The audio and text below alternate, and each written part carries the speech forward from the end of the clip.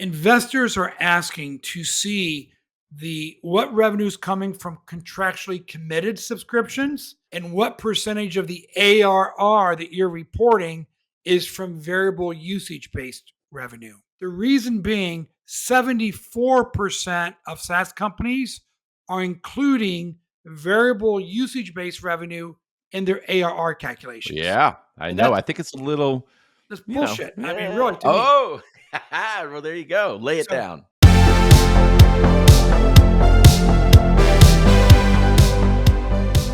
Welcome to the SaaS Builder Podcast. I'm your host, Randy Wootton, and today we're going to review a recent Benchmark SaaS report. Joining me is Rike, founder, chief evangelism officer at Benchmark, and a very good friend and industry leader. Benchmark is a platform that helps B2B SaaS executives make data-driven decisions across customer acquisition, retention, and expansion. Benchmark provides free access to real-time industry benchmarks combined with expert insights, content, and events to drive revenue growth, efficiency, and enterprise value. And I've worked with Ray specifically on a consulting assignment where he came in and applied these benchmarks to Maxio, and it was invaluable. And so I'm so excited to have Ray on the podcast. We're going to start today's podcast by answering the question, how is the adoption of usage-based pricing accelerating SaaS businesses? Ray, welcome to the SaaS Builder Podcast. Hey, I'm happy to be here, Randy. Good to see you again. Yeah, it's been a while, my friend. I look forward to catching up in person. So we'll start off with our deep dive, Ray. And with that, just a couple of questions. One is, as we frame up what's been happening and where things are going, can you help us set a stage? Specifically, your recent study on SaaS pricing showed a shift towards usage-based pricing. Can you explain what is driving this trend? Yeah, do you mind if I share a little bit of data behind the trend first, Randy? 100%. Go ahead. So in 2022, in partnership with Maxio, we went out and did a benchmarking survey and found out that 52% of B2B SaaS companies were using some level of usage-based pricing in their pricing model. And this was very similar to what OpenView found. They had around 48 to 50%. And this year, it's went to 67%. So wow. At a service level, you're like, wow, is there really that much momentum going towards usage-based pricing? Are we all lemmings, right? But then you peel back the onion, and what you find is not all utilization of usage-based pricing is the same. As an example, about 16% of companies are using a subscription plus usage. Maybe that's a number of users plus number of transactions, kind of like the HubSpot pricing, right? Then what you see is some people are just purely a usage model and either a committed or non-committed. So if people have usage-based pricing, API calls, 8% are having a minimum commitment, right? So maybe it's 100,000 transactions and they get charged $100,000 for that. And above that, they pay $1. I'm just using as an example. Yeah. And 7% are saying, okay, no contractual commitment, just pay for every usage transaction. So it really breaks down differently now. But your question was why? Well, you threw out a bunch of data, so I just want to make sure that I'm following. So there's been whatever that is, from 52% to 67% are using UBB. That's the improvement over the last 2 years. What was the N in the survey? In 2022, you had 1,000 people responding. In 2024, you had 1,500 people, because that would even show a bigger adoption if the N got bigger. Yeah. So in this survey that we did, the N was a little north of 300, Randy. 300. Okay. So, and it was about 230 in 2022. So yeah, did the N grow up? Yeah, it went up about 30%, but only 60 customers. But it was pretty consistent as far as the profile, the company size, the ACV, et cetera. Great. And I think that N is probably significant. And as you mentioned, kind of in line with the broader industry trends. To the point you also made was that when you looked at some of the other surveys in 2022, the 52% was in line with 48%. Have you had a chance to triangulate on this survey in terms of the 67%? Is that also being seen by other people that are doing surveys? Well, I saw a survey that High Alpha and Kyle Poyer, formerly of OpenView, did about 6 months ago. And they were in the mid 50s. So it Hmm. went up from their 48% to Right. 55%. Ours went from 52 to 67. But once again, it's really important. We went that next level down. What's your primary pricing model? Which Right. is why I shared the subscription plus usage or just a committed usage value or a pure transaction value. Got it. And are those mutually exclusive? Because if you talk about UBB and having committed versus uncommitted, the 8% versus the 7%, that's 15%. There's like 85% outside of that. How did what were the other buckets? Well, we went into the concept of value based Oh, versus usage based. And value might be I charge you a subscription plus X% of gross merchandise value or Y% of payment value. We even had about 4% that were doing outcome based pricing in this hmm. survey. Things like case deflection in a customer service world or leads generated in a sales world. So those are a couple of the other levels of granularity: usage, value, or outcomes, Randy. Got it. And so you really brought this double click down on the types of pricing models, pricing strategies that companies are adopting. And that's where you're getting this granularity of the data. And so super interesting. And the answer really is look, more people are adopting broadly a usage based model versus a fixed model. And number two is there are lots of variations, is crazy and is chaotic.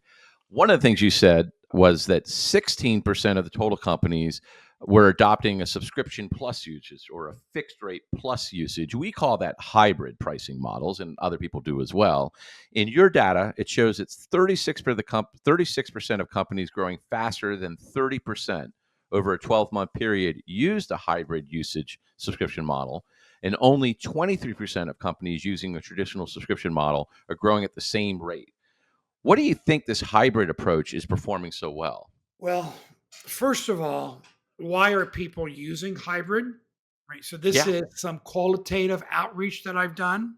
So number one, the vendors actually do like the predictability of having a subscription or a contract, right? So a hybrid model, which has some guaranteed minimum, maybe it's just a subscription for the platform or a subscription for the platform plus number of users, that gives them some predictability. Now, on the usage, what it does for the vendor is it says as I get more engagement and I'm showing more value to the customer, they're willing to spend more because they're seeing that the product is being used.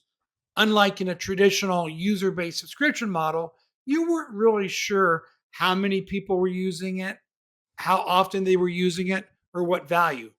But if you're Uber and you know that for every message I'm paying a Twilio for, that I've got a new customer, it's easy to correlate to value, right, Randy? Yeah, I think that's right. I think there's this interesting trade off between trying to align value with pricing models. So, a consumption of a widget, the more widget your customer is consuming means that the more value they're getting from your offering. At the same time, to your earlier point, I do think as a vendor, we being a vendor in this case, having some predictability and stability in terms of the revenue. Like you know you're going to get this much money from this customer cohort, and there's upside in terms of the usage piece. You're probably not going to get as much upside because you're creating tiers or you're doing something, but not having that volatility as a vendor is also wicked important, especially when there's been, as we've talked about, a bit of a B2B tech recession over the last couple of years as people with usage-based billing models have seen usage expansion and contraction, but a lot of contraction, and trying to figure out how to make sense of that and what to do with that has been one of the confounding debates you and we've had with many vendors in terms of they think about venturing into this world of usage-based pricing, values-based pricing, outcome-based pricing. It introduces a lot of volatility. In fact, one of the things I did want to highlight, and I know the Maxio Institute report showed this also over the last 4 to 8 quarters, usage base alone, Randy, where there's no real subscription component, it's just I pay for it as I use it. That actually represented the highest percentage of companies growing less than 10%. Right. So 45% of companies that used a pure usage based with no contractual commitment or subscription were growing less than 10%. So it's really interesting that the cohort growing the fastest was using hybrid based, and the cohort that had the most companies growing the slowest, under 10%, was pure usage basis. So that may be counterintuitive, but I found that really enlightening. Do you think part of that might be the way the terms are set up? And so if you have a tier, excuse me, if you have a fixed rate pricing, a subscription, often that's paid up front. So you get cash and you're able to support growth because you're getting the cash in the bank and you're able to invest that. Where if you're doing more of a usage based pricing, you're often billing in arrears, right? So at the end of the month, you send out the invoice, you get your cash another 30, 60 days later. Do you think there's a cash management component to what's impacting growth? So those that have a hybrid model are able to invest more in growth initiatives, and the usage base has to wait until the growth manifests for them to continue to drive more investment? I don't have a empirical evidence that there's a causal relationship there, Randy, but I will tell you usage based by itself was more predominant in companies under 5 million and Mm. really kind of customers under 1 million Yeah. versus the hybrid model really took off kind of at that 10 to 20 million dollar range, and they were actually having more success with their growth, believe it or not. Yeah, so I mean, there's lots of reasons we can talk about correlation versus causality, but the takeaway I think is a hybrid model. If you can get to it, is really going to help you create some stability. I think it reflects a more sophisticated go-to-market model, probably using sales-led motion versus just product-led motion. It's allowing you to do cash management. So lots of ideas there. If we shift the conversation a little bit, like everybody's talking about AI and AI how to price and usage-based billing is one way of doing it. I know there's some other value-based billing. We see that companies are charging for AI products are growing faster than their AI peers. What are your observations or key consideration for SaaS businesses when pricing AI features? Well, this time I won't start with the data. I'll start with the strategy, right?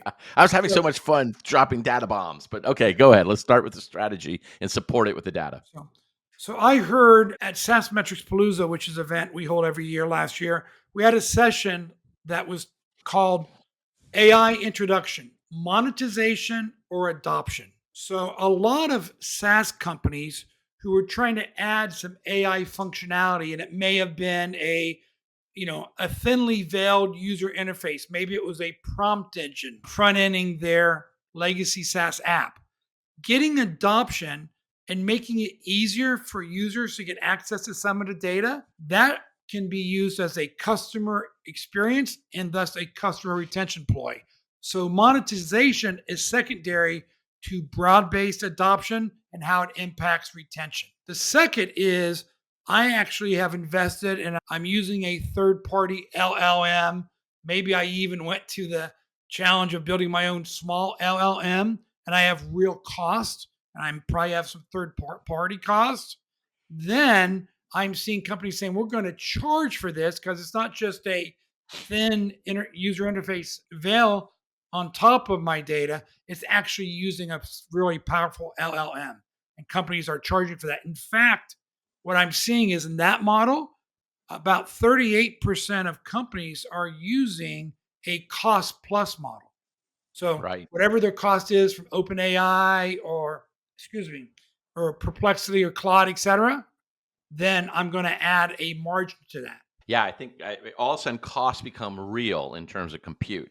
And I think so the distinction you're drawing between a wrapper, where it's kind of application around a chat GPT that you're just making an easier interface. I don't think those are going to have big moats or walls in terms of competitive differentiation versus the you're investing in the chips, the GPUs to build your own models. I mean, we just saw the news come out, gosh, 2 weeks ago about DeepSeek and them being able to ostensibly be able to build this model that competes with OpenAI for only $6 million. Probably not true, but I do think at least what the experts are saying in terms of how they're approaching it is radically different. And that changes the whole construct for how you make money as an AI company, what your costs are, and then how do you monetize it. But I do think broadly, we're at this brave new world of people trying to ascribe value to different actions. And to your point, maybe a cost plus type model or differentiation between different types of tokens. I know OpenAI has tried with that. They have 3 different tokens. They're charging for them differently based on the costs that they're incurring to drive that. So I think it's really fascinating. It's on the bleeding edge of usage-based pricing, value-based pricing, or outcome-based pricing. And I'll tell you, it's really complicated. We have about 100 customers who are AI companies at Maxio and have talked to a bunch of their CEOs, and they're really wrestling with this whole monetization. It's not the classic fixed rate dollar per seat. It's a brave new world with a lot of complexity, a lot of events, a lot of widgets you got to track. Not just track, but you meter, you rate, you bill, and you report, and you provide invoices. And so maybe that's a good segue to the next question around billing transparency. Your report emphasizes that billing transparency is critical for SaaS companies. We're talking about AI. You have all this complexity, and customers want to understand what they're getting charged for. Can you give us some practical steps that these companies can take to improve billing transparency? Well, first of all, one of the feedbacks that companies using usage-based billing is getting from their customers is, I need to know how much we're using your product and what's the projected expense is going to be, especially if I'm ramping up utilization. So one of the things that happened is companies have invested over the last 2+ years into better product utilization monitoring infrastructures so that they can actually have their CSMs or their account managers and or their customers see how product utilization is trending on an hour by hour, day by day, week by week basis versus monthly. So that's one big trend. And would that This- be something like Pendo, or that would yeah, help you something understand? like he Propendo, correct. Yep. Okay. The Another second idea. the second Mhm. thing is that data is being integrated and fed to both their CRM so that their Mhm. account managers go into Salesforce and see that. And we're seeing more companies actually providing a customer facing kind of self-service portal where their customers can see, the product utilization, but also the cost associated with that. So about Right. 6% of companies this year, are providing those self-service billing portals that their customers can see what department or what function is using the product the most, how much they're using, and what's the projected cost being. The other thing we saw was a pretty dramatic increase in usage-based billing companies invoicing more frequently than a month. Mm. Back in 2022, no matter what, even if you had all usage or you had a commitment and then there was overage, only 5% were billing more frequently than monthly. This year, 43% of companies are billing for overage in a UBP model, either hourly, daily, or weekly. Now, that part of that might also be because more and more people are doing a percent of GMV or a percent of payments, etc. So Yeah. they record that value transaction right there. And maybe they'll even billing against your credit card or taking a percentage of the revenue right away. Well, that leads to the next question I had for you, Ray. Is it's the way we think about billing, the way we think about terms and signing contracts is going to continue to evolve, and the expectations that our customers have in terms of transparency and visibility. I think the other piece, which has been notoriously difficult for usage-based billing, is forecasting, especially for SaaS companies new to the model. And so, how would you suggest new SaaS founders who are new to usage-based pricing find a balance between the data analysis and intuition when making their initial projections around forecasting usage-based billing? The good news is 73% of the respondents in the survey actually are doing usage based forecasting. So that's really positive. The most common input variable for that is historic usage trends. Mm.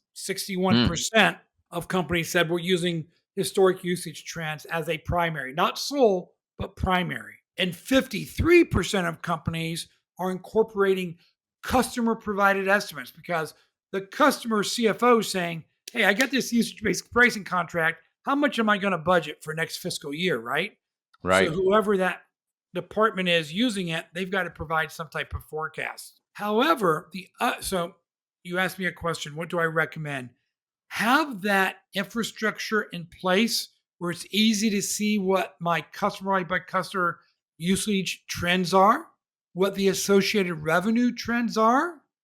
And here's the third thing that's so critical. And from my perspective, and Randy, I had to do this 25 years ago when I was in a subscription plus usage based pricing model business, is external variables that factor into utilization. Simple example, if you're selling to multiple industries and the financial services industry is one, and a lot of your clients are using your product to help with new mortgage origination or mortgage refinance because it's a transactional system that helps with that, you need to start being able to factor in external market factors into your customer by customer, industry by industry trends. It's going to be very important going forward. One of the things you talked about was using historical data. 61% of UBB companies are using historical trends to influence or their forecast.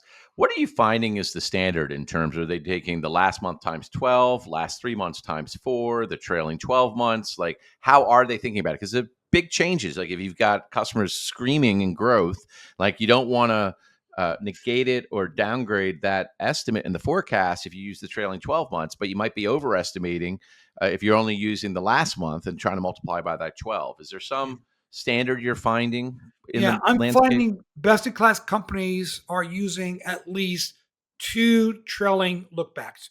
One is they do a 3 month trailing trend, and that's really important because you at least you get the last 3 months. However, there is seasonality in a lot of industries.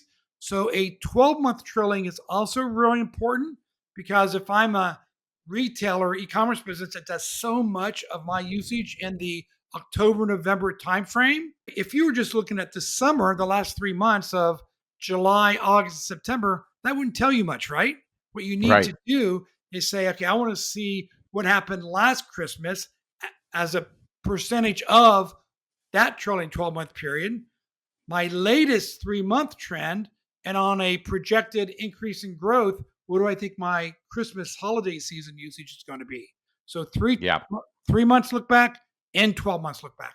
Okay, well, that actually tees up the last question for this section, which is about funding for usage based companies. And specifically, given the volatility of the usage based billing model, what are you seeing with regards to how investors think about and value this revenue stream? So, the difference being with a fixed rate seats type model, you know you're going to get paid X for this year and you're going to have a gross retention, industry best 90 something percent. You can really land what you think your forecast is going to be for that customer using those two variables. But what we were describing with all the volatility in the usage based model, you just mentioned seasonality and all these other contributing factors. Like, do investors value that as ARR in the same way they do for the annual recurring revenue, or are they discounting it? What's happening there? Now, this is an area that I don't have as much primary insight into. So I'm not going to make things up, Randy, because I'd lose all credibility, right? But here's what I do know. Investors are asking to see the what revenue is coming from contractually committed subscriptions and what percentage of the ARR that you're reporting is from variable usage based revenue. The reason being 74% of SaaS companies are including variable usage based revenue in their ARR calculations. Yeah, I And know. I think it's a little, that's bullshit. I mean, eh, really, to me. oh, well, there you go. Lay it So, down. so what investors are asking is, okay, I want to see the revenue broken down. And Ben Murray, the SaaS CFO, and we share our opinion on this. You should be showing your contracted ARR, that's which minimally committed, and right below that, you should be showing your variable ARR. Now that sounds kind of variable, annual recurring, but yeah, because you want to show how that's trending also. Yeah, at Maxio, we call it platform and usage, but we do split the two out, and we talk about new bookings differently, and we talk about expansion and contraction, and the netting out on usage because one customer may expand 1 month and contract the next month. So there's a whole different dynamic to it, and you really have to break that out from your overall expansion is what's coming from platform sales or add-on sales versus what's coming from usage, and it has made our finance team's job a lot harder. And the advertisement for Maxio obviously is that's what we've built a system to help you do. I think it's very, very, very hard to do in Excel. It's almost impossible, especially at scale. We're now going to have some fun getting your quick reactions to SaaS founders' most important questions. Are you ready for the lightning round? I'm ready. Hopefully I did okay on the deep dive. I was awesome. All right,